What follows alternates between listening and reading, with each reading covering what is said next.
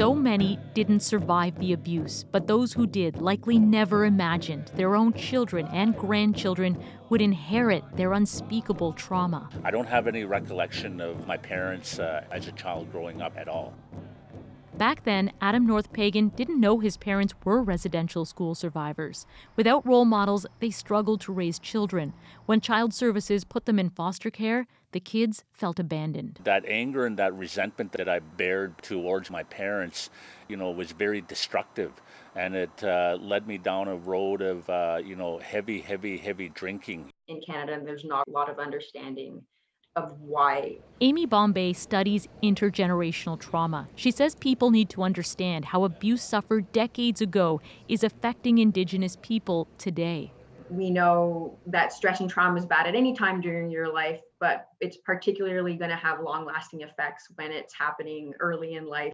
To deal with stress, our body releases cortisol, which increases blood sugar. That energy boost can help us react in stressful situations. But childhood abuse can disrupt that stress response for life, leading to consistently high levels of cortisol, which can cause hypertension, diabetes, chronic pain, and heart attacks.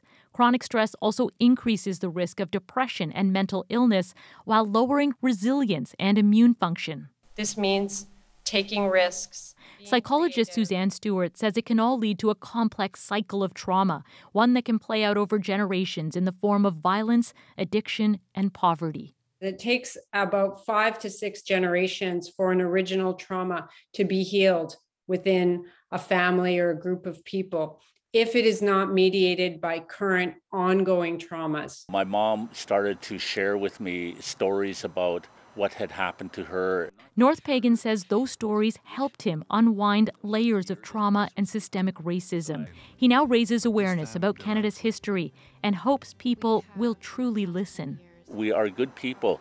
We're just not, people out there that, experience social problems and addiction problems. There's reasons why that's going on.